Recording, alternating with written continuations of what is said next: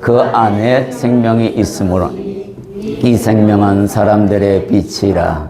빛이 어둠의 빛인데 어둠이 깨닫지 못하더라.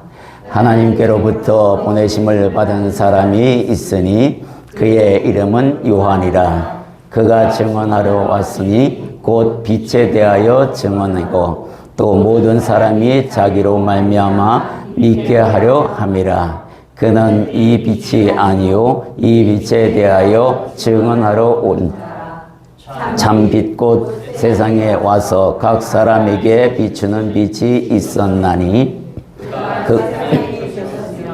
세상으로 말미암아 증거가 되었으니 세상은 이를 알지 못하였고 자기 땅에 오매 자기 백성이 영접하지 아니하였으니 영접하는 자 곧 그의 이름을 믿는 자들에게는 하나님의 자녀가 되는 권세를 주셨으니 이는 혈통으로나 육정으로나 사람의 뜻으로 나지 아니하고 오직 하나님께로부터 난 자들이니라.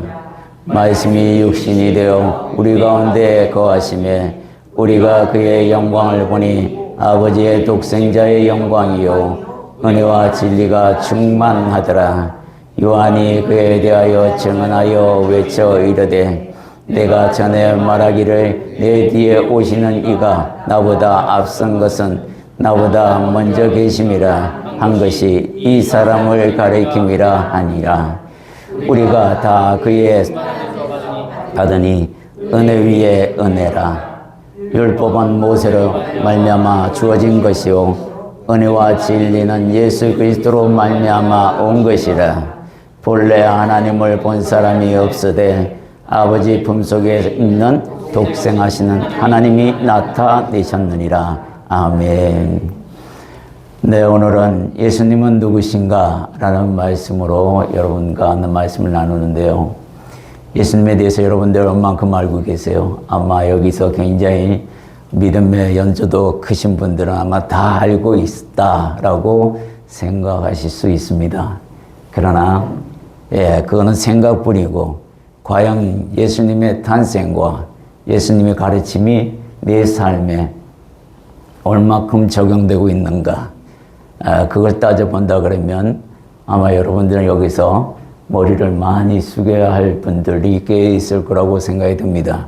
저 또한 그런 사람 중에 한 사람이었어요. 예수님을 본격적으로 만난 것은 불과 몇십 년밖에 안 되지만 여러분들 예수님의 그 큰 사랑을 몸소 체험하시면 삶이 바뀌게 됩니다. 내 삶이 바뀌지 않았다 그러면 아직은 예수님이 나의 예수님이 되지 않았다 라고 생각해도 과언이 아닙니다. 오늘 먼저 보면 태초의 하나님으로서의 예수님을 소개합니다. 요한복음 1장 1절에 보면 태초에 말씀이 계시니라. 이 말씀이 하나님과 함께 하셨으니 이 말씀이 곧 하나님이시라. 이렇게 선포하고 나갑니다. 요한 사도는 태초에 말씀이 계신다. 여기서 이 태초라는 말은 영원전에라는 뜻을 말하고 있어요. 창세기에서 나오는 1장 1절의 태초와는 다른 태초입니다. 한국말로는 같이 표현을 하지만 히브리어 원어에서는 서로 다른 뜻을 갖고 있어요. 창세기에서는 시간의 시작을 알리는 태초라면 이 태초는 그 이전의 태초를 이야기하고 있고 그 이전부터 계셨던 분, 말씀이 하나님의 말씀과 함께 계셨던 그분, 즉 창조를 함께 했던 그분, 이렇게 소개를 하고 있는 겁니다. 이 말씀이 곧 하나님이시다 이렇게 표현하는 것은 뭐냐면 하나님께서 여러분들 다 창세기 읽어보셔서 알지만 어떻게 창조하죠? 다 말씀으로 창조합니다. 그죠? 사람만 유독 당신의 손으로 빚어서 만듭니다. 여러분들이 어떻게 만들어졌느냐? 그냥 말씀으로 만들어진 존재가 아니라 하나님의 땀과 피와 수고와 노력이 함께 했던 그 피조물이라는 거예요. 수고롭게 내가 너를 낳았다라는 표현이 있기 때문에 하나님께서 독생자 예수 그리스도를 이 땅에 보내신 이유가 뭐예요? 그 수고 때문에 그 수고를 헛되지 않게 하기 위해서 이 땅에 보내셨다라는 이유가 되는 겁니다. 그렇게 예수님은 삼위일체 하나님으로서 태초에서부터 계셨던 분이라고 틀림없이 요한사도가 서두에 밝히고 있습니다. 이 하나님이 내 하나님이 되느냐? 이 예수님이 정말 나의 하나님으로 내가 믿고 정말 생활하고 있는가? 그러면 그 하나님은 대체 어떤 분인지를 하나하나 알아가야 된다라는 거예요. 오늘 그 시간을 주신 것은 여러분들은 여기 보면은 권사님, 집사님, 심지어 목사인 저도 있습니다.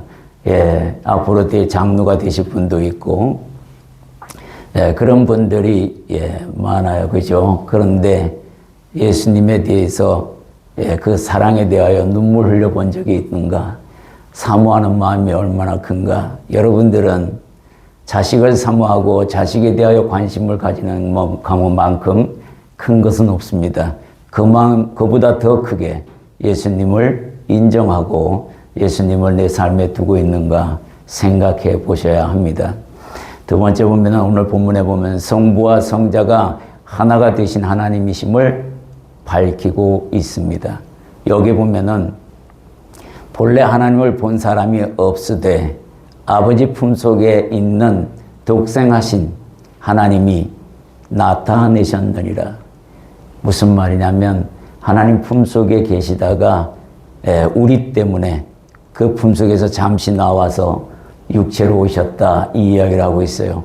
그래서 성부와 성자의 하나님은 원래부터 한 몸이었다라는 것을 요한사도가 우리에게 밝히고 있는데 어떤 관계냐 하면 저렇게 품속에 마치 요거는 잠깐 다른 이야기긴 합니다만은 엄마가 잉태하여 아이를 생산하기 전까지는 아이와 한 몸이 있는 것처럼 그와 같은 관계였다라고 표현하면은 아주 이해하기가 쉽습니다. 그런 분이 왜 왔냐? 이거는 조금 이따가 한번 다시 보지도 하고, 다음에 보면 성육신으로 오신 예수님에 대하여 우리에게 말씀하고 있습니다. 14절에 보면 말씀이 육신이 되어 우리 가운데 거하심에 우리가 그의 영광을 보니 아버지의 독생자의 영광이요 은혜와 진리가 충만하더라. 이 말씀의 의미가 여러분들 어떤 의미입니까? 그냥 성육신하신 하나님으로만 알고 계신다라는 거죠. 왜 성육신으로 오셨는지는 여러분들이 그 개념을 분명히 알아야 합니다. 그것은 뭐냐면 말씀이 육신이 되었다. 이 말은 하나님의 말씀이 육신으로 변화되어 우리에게 거하게 되었다. 이런 뜻이죠. 사람의 모양으로 왔다라는 겁니다. 굳이 왜 말씀이 육신이 되어서 오셨는가? 하나님의 능력을 자랑하기 위해서인가? 그건 아니라는 거예요. 여러분 앞에 뭐가 있습니까? 여러분들은 가까이에서 뭘 봅니까? 성경을 언제나 손만 뻗으면 닿는 곳에 있고, 심지어 그렇지 않다 하더라도 여러분 핸드폰에 어플을 깔아놓으면 언제든지 열어서 볼 수가 있습니다. 그 말씀이 내가 눈으로 읽고 마음으로 두고 행해야 된다는 거예요. 그게 말씀이 육신이 되는 법이에요. 우리도 똑같이 예수님이 말씀으로 통해서 우리에게 육신으로 왔듯이 그렇게 행하였듯이 우리도 하나님의 말씀의 가르침을 내 마음에 두고 내 삶 속에서 일어나야 하는 거예요. 이게 성육신화되는 과정입니다. 근데 여러분들은, 저와 여러분은 어떻게 살았습니까? 말씀 따로, 행동 따로, 내 인생 따로, 하나님 생각 따로, 따로 국밥으로 살아온 인생들 아닙니까? 그죠? 지금도 그렇게 사는 분들이 상당히 많습니다. 서로 사랑하라. 사랑 안 해요. 서로 미워하라. 그건 잘해요. 아주 잘합니다. 탑을 달린 만큼 아주 잘하죠. 괜히 미워. 원수도 사랑하라 그랬는데 그렇게 못하고 사는 게 우리의 실정 아닙니까? 성육신이라는 개념이 그런 개념이에요. 여러분들 말씀, 하나님의 말씀을 얼마나 가까이 하고 계십니까? 여러분들 진짜로 24시간 동안에 얼마나 가까이 하고 계시는지 한번 여러분 스스로가 체크해 보십시오. 삶을 살아가는 데서 세상적인 삶, 물론 돈을 벌어야 되겠죠. 하나님도 그걸 인정하십니다. 좋아요. 8시간 일하는 거 인정합니다. 그 외의 시간은 놀아야죠. 8시간 또 논다는 거 인정합니다. 그 다음에 뭐 해야 했더니 이젠 자야 된대요. 그러면 하나님 말씀 보는 시간은 없습니다. TV 드라마는 열심히 챙겨서 보잖아요. 그런데 말씀을 보지 않습니다. 나를 변화시키는 그 말씀. 그러니까 삶이 어떻게 됩니까? 맨날 그 모양 그 꼴이 되는 겁니다. 변화시키려면요, 말씀을 부지런히 읽어야 하고 그 말씀이 내게서 뭘 요구하는지를 알아야 합니다. 여기에 뭐라고 쓰여 있어요? 은혜와 진리가 충만하더라. 말씀이 성육신화 될 때에 비로소 은혜와 진리가 충만한 상태가 되고 하나님의 영광이, 그 독생자의 영광이 내 삶을 비추게 된다. 이 말씀이 여기에 있는 겁니다. 근데 우리가 그것을 뒷전으로 하고 은혜와 진리는 기도해서 따내면 되고 말씀은 가끔가다 필요할 때 보고 이렇게 하는 게 아니라는 거예요. 항상 말씀은 이 영광과 은혜와 진리가 함께 간다라고 성육신을 통해서 우리에게 분명히 제시하고 있습니다. 여러분, 이제부터라도 오늘 이 설교를 듣고 나도 한번 하나님의 말씀이 무엇인지 좀 깨닫고 듣고 확인해서 하나님이 어떤 방향으로 네 인생 바꾸라 하는지 알아봐야겠다. 이제 들었으면 지금부터 하면 되는 겁니다. 나이에 관계없이 말입니다. 지금 하라는 거예요. 여기에 청년도 있고 또 더 어린 분도 있지만은 지금 하라는 겁니다. 그 사람들에게는 지금 해야 돼. 때가 가까이 왔다 하고 우리에게 요구하고 있는 겁니다. 다음은 성육신으로 오신 예수님의 사역이 무엇인지 우리가 한번 살펴볼 필요가 있습니다. 요한복음 1장 3절에 보면은 만물이 그로 말미암아 지은 바 되었다라고 말씀하고 있습니다. 이 말씀은 뭐냐면 지금 요한 사도가 우리한테 예수님에 대해서 계속해서 설명하고 있는 거예요. 만물이 그로 말미암아 지어진 바 되었다. 네가 지금 영접한 예수가 어떤 분인지 분명히 알고 있어라. 창조주이신 하나님이니까 너를 만드신 분이야 라는 이야기를 우리에게 지금 하고 있는 겁니다. 그가 허락하지 않는 것은 이 세상에 존재하지 않는다. 분명하게 말씀하고 있으니 너를 지으신 분이 네 부모와 즉 네 어미와 아비가 아니라 하나님이 허락해서 지금 이 땅에 온 거야 라는 분명하게 전능자이시고 창조주이신 예수님을 우리에게 요한사도는 소개하고 있는 겁니다. 두 번째는 뭐냐면 사람 안에는 생명의 빛으로 있었다. 이 이야기를 하고 있습니다. 요한복음 1장 4절에서 5절, 9절에서 10절에 보면 그 안에 생명이 있었으니 이 생명은 사람들의 빛이라. 빛으로 오셨다라는 겁니다. 빛. 여러분 안에 이 빛이 있습니까? 아멘. 이 빛. 창조할 때 창세기에 보면 창세기에 우리가 제일 먼저 하나님이 뭘 만드셨죠? 그거조차 답을 못 하시면 여기 설교하시는 이분에 대해서는 너무너무 민망하게 말씀드리고 있는 것 같습니다. 제일 먼저 뭘 했어요? 그래요, 빛. 그래서 빛이 있으라 하고 말씀하셨다니까. 그 말씀이 내 안에 들어오는 거예요. 그러면 내 안이 어떻게 돼요? 환하게 밝아지는 거잖아요. 여기에 지금 불을 꺼부르면 캄캄해지듯이 불을 켜면 환하게 된 것처럼 그 빛이 내 안에 들어와서 어떻게 돼요? 모든 걸 다 비추는 거예요. 창세기 1장 2절에 보면 땅이 혼돈하고 흑암이 깊음 위에 있다고 했습니다.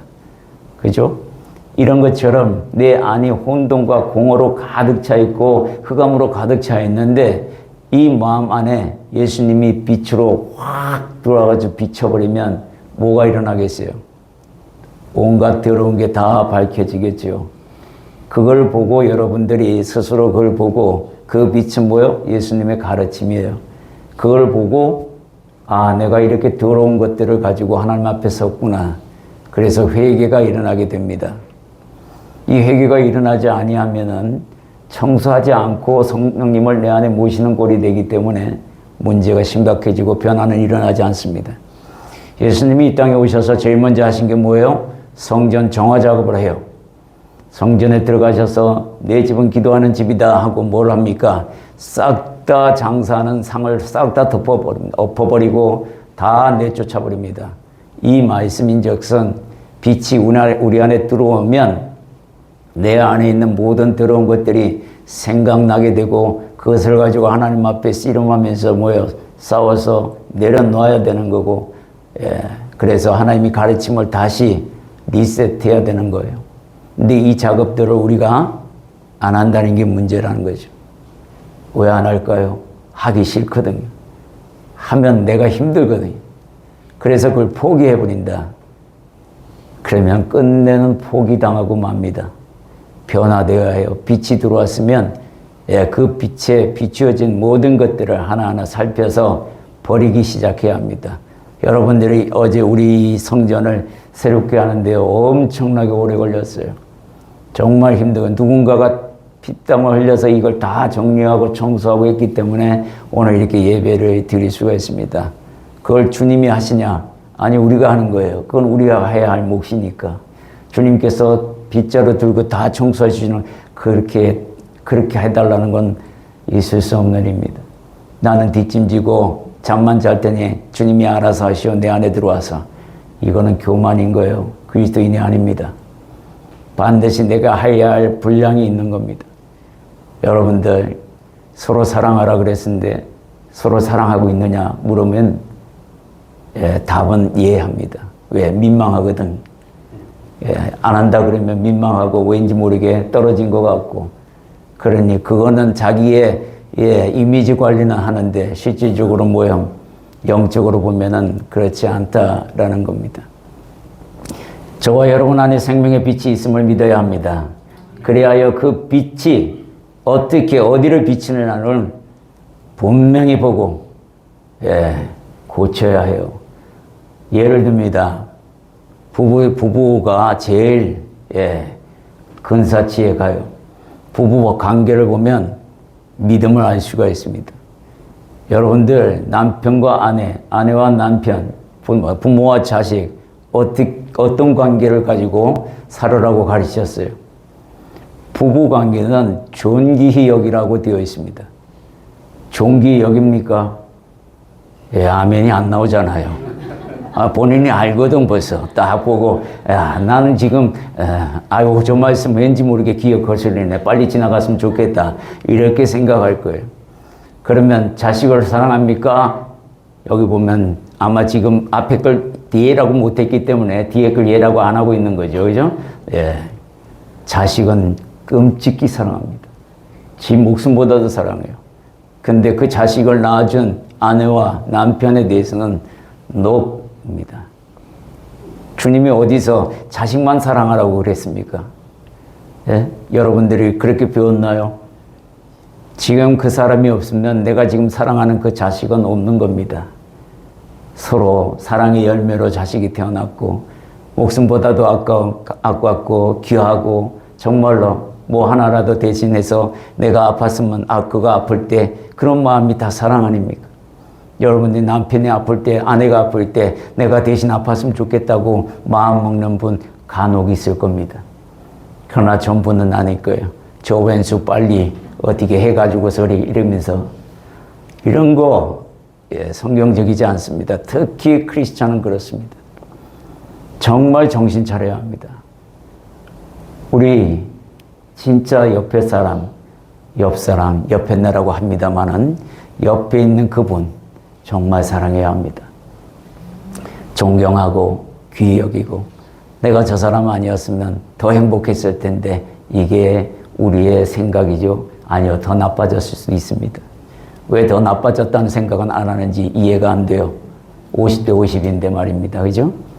지금 자기가 가장 사랑하는 그 자식의 현실로 앞에 있으면 귀히 여기고 존경하고 설사 자기 말에 잘 응답 안 하더라도 귀히 여기다 보면 자기도 귀히 여김을 받게 되는 겁니다. 그렇기 때문에 정말로 사랑할 수 있는 귀히 여길 수 있는 그런 부부관계, 부자관계 되어야 한다고 우리에게 말씀해요. 이게 생명의 빛이 우리 안에 들어오면 그게 드러납니다. 그러면 고쳐야 해요. 근데요, 딱 덮어버립니다. 수건으로, 모세의 율법의 수건으로 싹 덮고 난 뒤에 아무 일 없었던 것처럼 지나가 버리려고 합니다. 안 됩니다. 주님은 카운팅하고 계신다는 사실이에요. 왜 그게 잘 안 되는지 고린도후서 4장 4절을 잠깐 보도록 하겠습니다. 그 중에 이 세상에 신이 믿지 아니하는 자들의 마음을 혼미하게 하여, 즉 이게 뭐냐면은요, 세상의 신이라는 건 마귀를 이야기하고 있습니다. 공중 권세를 잡고 있는 마귀가 우리 마음에 빛이 못 들어오게 싹 커튼을 쳐준다는 거예요. 그러면 잠깐 눈부셨다가 커튼 딱 치니까 어디가 다시 옛날로 돌아가는 거죠. 그러니까 하나님의 말씀이 들어왔는데 커튼 친 것은 마귀가 한 것이니 내가 마귀에게 순종하는 꼴이 되어버리고 만다는 거예요. 그래서 그 광채가 비치지 못하게 합니다. 그리스도는 하나님의 형상이다. 하나님의 형상을 내 안에 넣어주셨는데 그 형상이 밝히 드러나지 못하도록 잠을 재워버린다, 이 말을 하고 있는 거예요. 그러니까 여러분들이 오늘 가셔서 남편을 쳐다보고 아내를 쳐다보고 또 다시 한번 자녀를 쳐다보십시오. 그러면 아마 구분이 확실하게 될 겁니다. 그죠? 그러면 저 말씀을 기억하십시오. 세상 신이 믿지 않느냐는 내가 믿지 않는 거예요. 예수를 영접하고도 하나님의 말씀을 믿지 않고 있는 겁니다. 하나님은 예수님이 이 땅에 오신 세 번째는 뭐냐면 세상 죄를 지고 가는 하나님의 어린 양으로 오셨다라고 오늘 우리 본문에서도 이야기합니다. 이튿날 요한이 예수께서 자기에게 나오심에 보고 이르되 보라, 세상 죄를 지고 가는 하나님의 어린 양이다. 세상 죄를 지고 가는 하나님의 어린 양이라는 표현을 어떻게 해서 이 요한 사도가 하게 되었는가라는 거예요. 이 표현을 보면은 레위기 15장 8절에서 10절에 그 말씀이 나와 있습니다. 이 말씀은 우리가 한 몫으로 봉독하도록 하겠습니다. 레위기 16장 8절에서 10절 함께 봉독합니다.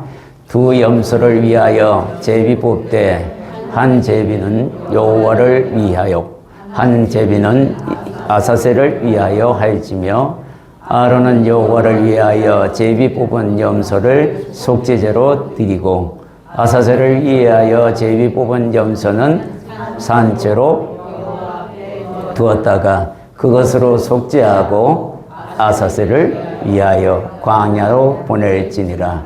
이 아사셀의 어린 양으로 오셨다, 이 얘기를 레위기를 통해서 우리에게 설명하고 있는 겁니다. 세상 죄를 지고 가는 하나님의 어린 양이라는 개념은 레위기에서 대속일에 2마리의 양을 준비합니다. 그죠? 그리고 난 뒤에 한 마리는 여호와 앞에 번제물로 드려요. 속죄제. 그동안 지었던 죄를 다 속죄하기 위해서 희생제물로 드리고, 다른 하나의 염소는 그 위에 대제사장이 안수를 합니다. 그리고 죄에 대한 모든 것들을 안수를 해요. 그러면 이 아사셀을 위한 양은 죄덩어리로 바뀌게 되는 거예요. 상징적이죠. 그리고 난 뒤에 그것을 사람이 끌고 광야 아주 깊은 곳에 거의 낭떠러지에 가까이 가서 그 아사셀을 놓아주고, 아사셀 어린 양을 위한 어린 양을 놓아주고 옵니다. 이 아사셀을 위한 어린 양이라는 게 바로 사탄을 의미해요. 아사셀은 저기서 마귀나 사탄을 상징하는 말씀입니다. 그에게 죄를 돌려준다라는 개념이에요. 예수님께서 세상 죄의 모든 죄를 마귀에게로 되돌려준다라는 개념으로, 그래서 대속이 일어나면, 대속을 한 사람은 속량을 받으면 다시는 죄를 지을 수 없는 거야. 이 2마리의 염소를 가지고 이야기를 하고 있는 겁니다. 그러니까 여러분들은 예수를 영접하면은 죄를 지으면 돼요, 안 돼요? 안 되는 거예요. 왜? 죄가 이미 떠난 존재인데 다시 그 죄를 불러온다. 이거는 이 레위기의 율법도 어긋나지만 세상 죄를 지고 가는 하나님의 어린 양을 가고 계시는데 도로 불러다가 저한테 다시 오세요, 이런 꼴이 되어버리고 만다, 이 얘기예요. 그러니까 우리 그리스도인들은 죄와 싸워야 합니다. 어떻게 싸우라고 되어 있어요? 성경에 피 흘리기까지. 그렇게 안 하는 게 문제는 겁니다. 피 흘리기까지 싸워야 하는 게 바로 죄와의 싸움이에요. 다음에는 성령으로 세례를 베풀기 위해서 우리에게 오셨다라는 겁니다. 이게 가장 중요한 사역입니다. 예수님의 일이에요. 요한복음 1장 32절은 우리 한 몫으로 봉독합니다. 요한이 또 증언하여 이르되 내가 봄에 성령이 비둘기같이 하늘로부터 내려와서 그의 위에 머물렀더라. 나도 그를 나를 보내어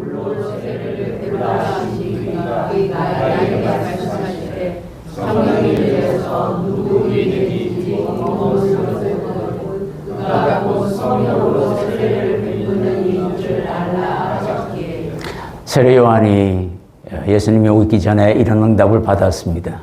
하나님으로부터 받고 예수님이 오시는 걸 보고 저분이 메시아다라는 걸 직감적으로 성령의 감화감동으로 알게 됩니다. 그리고 그분에게 세례를 베풉니다. 세례를 베풀기 전에 여러분들이 성경을 읽어서 알겠지만 세례 요한은 세례 베푸는 것을 거절했어요. 왜?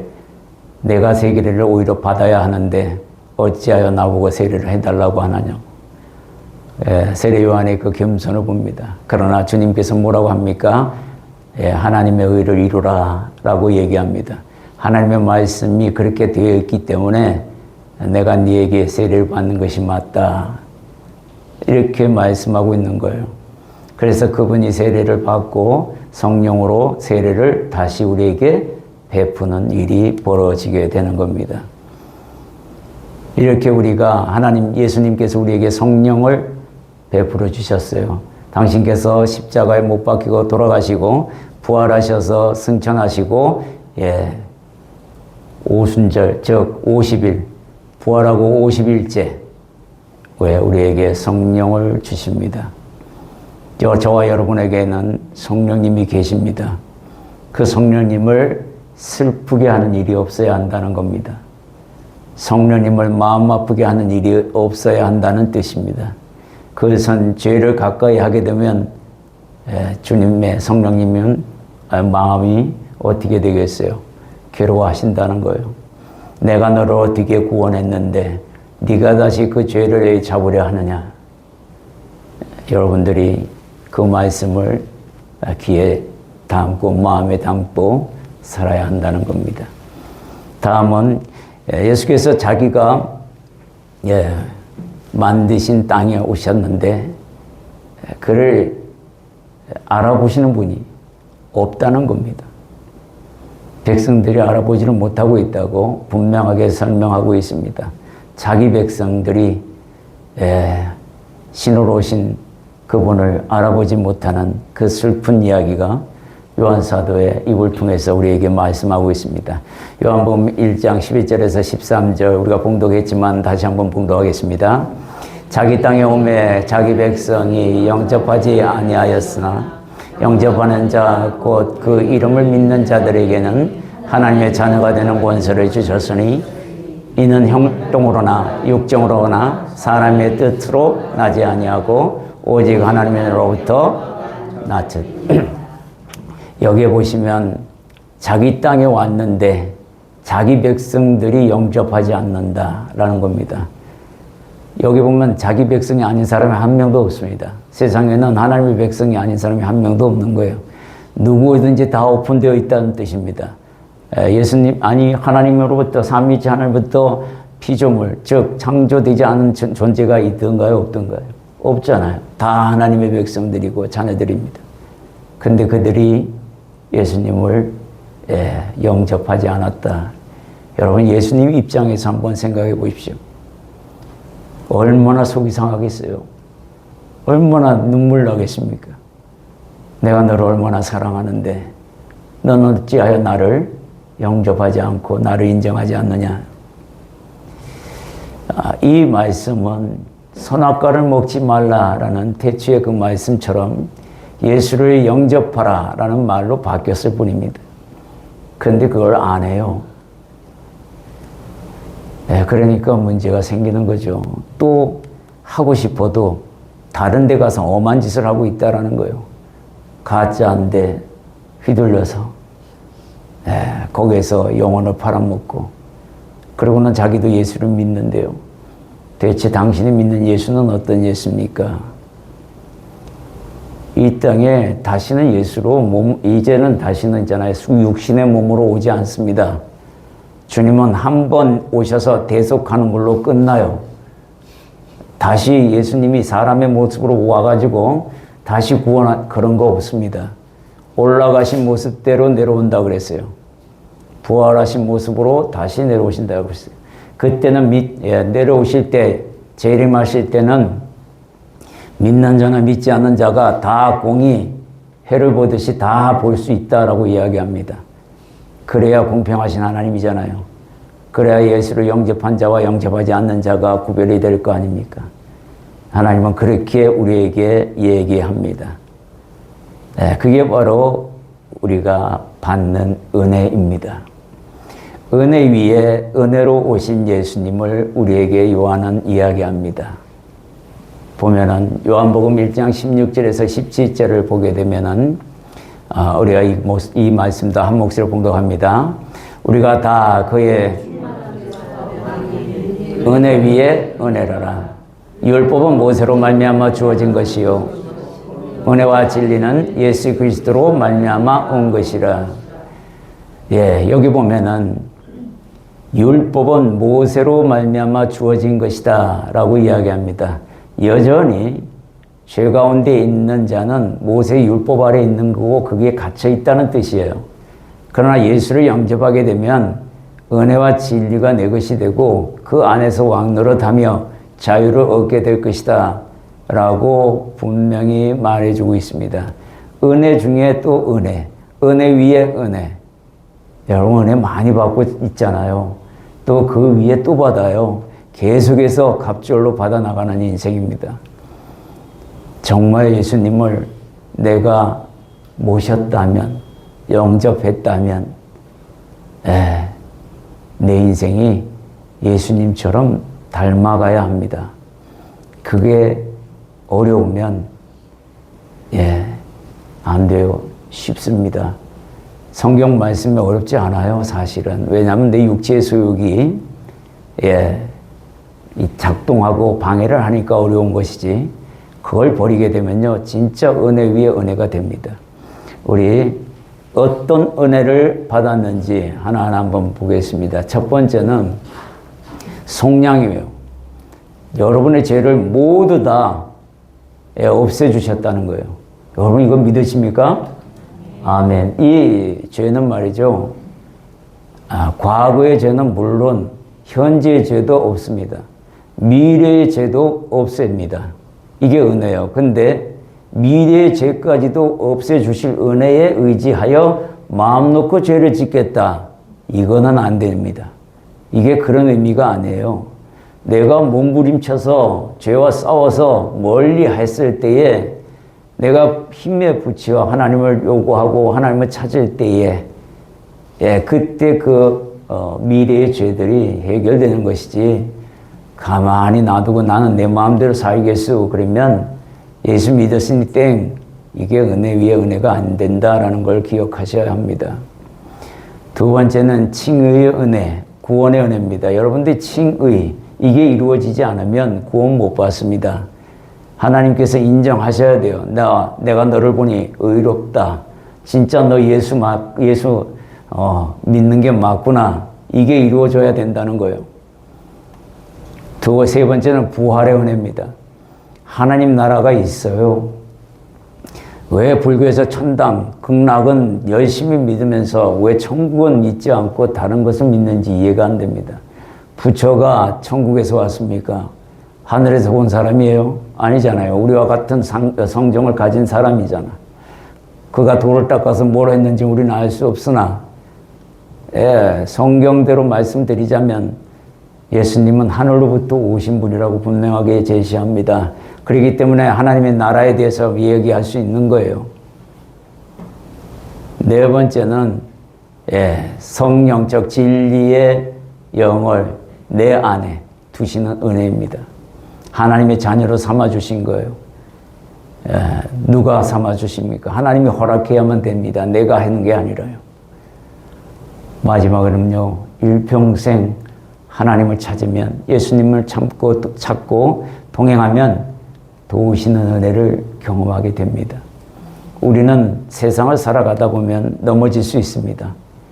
물론 넘어지지 않으려고 노력하겠죠. 어쩔 수 없이 넘어질 환경이 있습니다. 남들에 의해서. 그때 하나님이 도우신다는 얘기예요.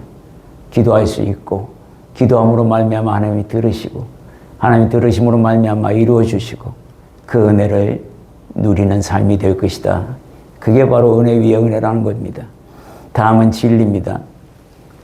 진리의 의미는 두 가지로 구분됩니다. 하나는 하나님의 말씀이고 하나는 성령을 의미합니다. 그래서 성경에서 진리 그러면 두 개의 의미가 있어요. 하나는 뭐냐면 하나님 입으로부터 나오는 말씀을 진리라고 하고, 성령님 그 자체가 진리의 영이 되시기 때문에 진리라는 표현을 하게 됩니다. 이 진리를 우리에게 알게 하시고 주셨다라는 내용이에요.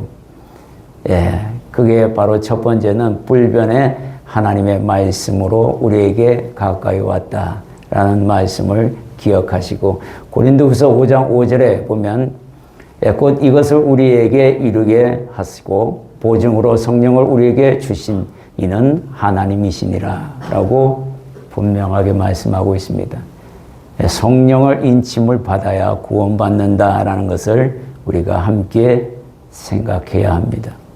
두 번째는 보혜사 성령으로서의 진리의 의미입니다. 이분이 오셔서 우리에게 세 가지를 말합니다. 의에 대하여, 죄에 대하여, 그리고 심판에 대하여 증언하신다고 분명하게 이야기합니다. 하나님의 말씀을 믿는 자에게 니 참 의롭다, 행하는 자에게 의롭다라고 이루어 주신다는 거고, 그렇지 못한 자에게 죄가 있음을 드러내 주시고, 마지막에서는 뭐예요? 심판이 있음을 알게 하신다. 이 보혜사 성령님이 우리에게 가르치는 진리다라고 성경은 말씀하고 있는 겁니다. 마지막으로 보면은 우리가 올인의 인생을 살아야 한다고 제가 마지막으로 결론을 여러분에게 제시합니다. 예수님은 우리에게 올인하셨어요. 그죠? 여러분도 인정하실 겁니다. 여기 뒤에 십자가를 보십시오. 십자가는 저와 여러분에게 하나님으로 성육신 오신 예수님께서 당신의 생명을 던져서 우리를 구원하시고 우리를 위해 모든 걸 다 하신 분입니다. 우리를 위해서 말입니다. 저와 여러분을 위해서 올인하시는 인생. 이런 분의 사랑을 여러분들이 받기 시작합니다. 그게 바로 성탄절 이 땅에 성육신 오셨기 때문에 그 인생이 시작이 됐어요. 이제 여러분들은 그분을 믿고 따른다고 합니다. 그러면 여러분들은 이제부터 뭘 해야 합니까? 나도 주님을 위하여 올인해 보겠습니다. 이렇게 돼야 되지 않겠습니까? 그래야 맞잖아요. 그래야 무게감이 맞을 거 아닙니까? 하나님만 올인하세요. 나는 세상적으로 살다가 가겠습니다. 그거 아니잖아요. 여러분 힘들겠지만 올인하십시오. 저도 올인하려고 부단히 노력합니다. 어떻게 하면 올인합니까? 말씀 보시면 다 알게 됩니다. 말씀 보시기 시작하시면 하나하나 여러분들이 나 올인 한번 해보겠습니다 라고 마음만 먹으면 된다라는 거예요. 그걸 안 하니까 피해가는 거고, 여러분들 정말로 이제 마지막 때가 가까이 왔습니다. 말씀으로 거듭날 때입니다. 정말로 주님 앞에 부름을 받아서 갔을 때에 백보자 심판 앞에 서든지 서지 않든지 둘 중에 하나입니다. 내가 백보자 앞에 섰다라는 얘기는 형벌이 곧 내게 있을 거라는 걸 알아야 합니다. 생명책에 기록된 사람은 심판 앞에 서지 않습니다. 그땐 늦어요. 그렇기 때문에 여러분들에게 제가 협박하는 게 아니라 성경에 말씀하시는 것을 가르쳐 드리고 있는 겁니다. 때가 가까이 왔으니 하나님 말씀대로 네 자아를 죽이고 올인하라. 올인해 볼 만한 가치가 있습니다. 제가 살아보니까요, 안식을 경험해 봤는데 정말 올인할 가치가 있습니다.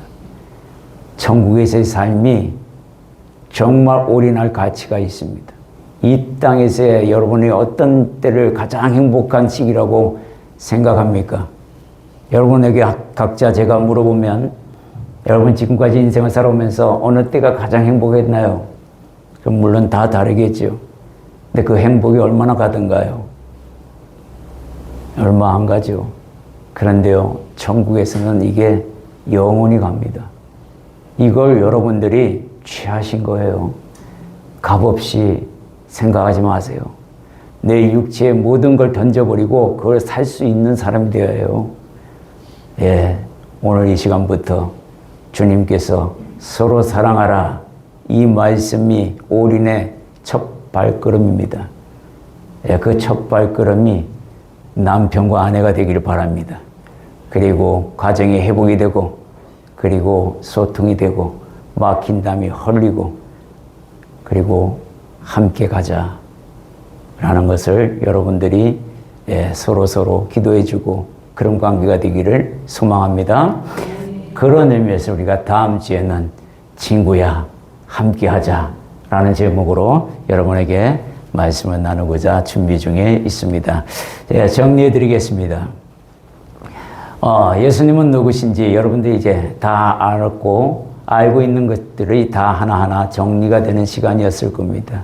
태초에 천지를 창조하신 하나님으로 오신 예수님, 성부와 성자의 하나님이 하나 되심과 또 이 땅에 오시게 된 배경, 그 품속에 계시던 분이 우리를 위하여 성부 하나님께서 보내셨다. 성자 하나님께서는 우리를 사랑하는 그 사랑으로 스스로 또한 오시게 되었다.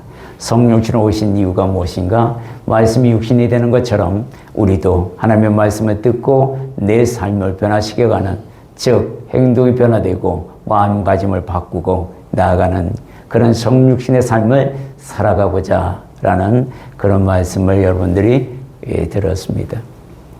자기 땅에 왔는데 자기 백성들이 영접하지 아니하는 걸 보고 하나님의 마음이 얼마나 아팠을까라는 생각도 해봅니다. 그리고 또 은혜 위에 은혜라는 것들, 그게 무슨 의미인지 대속으로부터 시작하여 우리를 도우시는 그 은혜까지 다 하나하나 그 은혜를 살펴보았습니다. 진리는 어떤 것인지도 여러분과 저가 나누었습니다. 하나님의 말씀은 진리입니다. 그렇기 때문에 진리를 진리로 행해야 진리가 되는 것이지, 진리를 알고만 있다고 해서 진리가 되는 것은 아니다라는 거예요. 예수님이 십자가로 말미암아 우리를 위하여 올인하셨듯이 나 또한 그 사랑을 받았으니 나도 그만한 사랑을 드려야 하는 게 맞다라는 의미로 올인하는 인생, 예수님께 올인하는 인생 한번 도전해 봅시다 라는 내용으로 여러분과 말씀을 나누었습니다. 우리 잠시 결단하는 시간을 갖도록 하겠습니다. 오늘 주님, 예수님은 누구신가? 오늘 받은 은혜, 오늘 오신 예수님을 우리가 찬양하고 기도하며 말씀을 들었나이다. 나를 위해 올인하신 하나님, 나를 위해 모든 걸 주신 하나님, 이제 나도 그 사랑을 배웠으니 나도 그 사랑하기를 원합니다. 기도하겠습니다.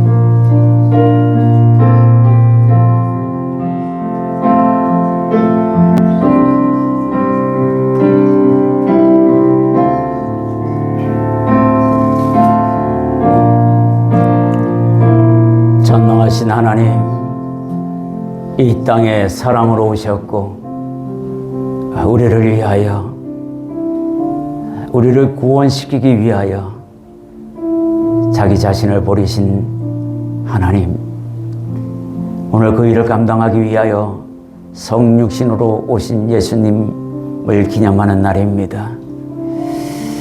그 결과가 무엇인지 우리는 알기에 마냥 즐거움만 할 수 없는 저희들의 위치 다시 한번 생각해 봅니다.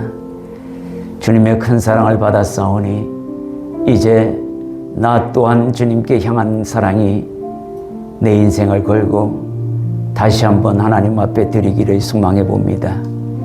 오늘 주님 앞에 그 마음 가지며 결단하고 내 인생 비록 하나님 주님께서 부르시는 그날까지 얼마인지는 알지 못하겠으나 이제 내가 다짐하고 다시 결단하여 예수님이 가르치시는 그 가르침에 집중해서 내 인생 한번 바꿔보겠나이다.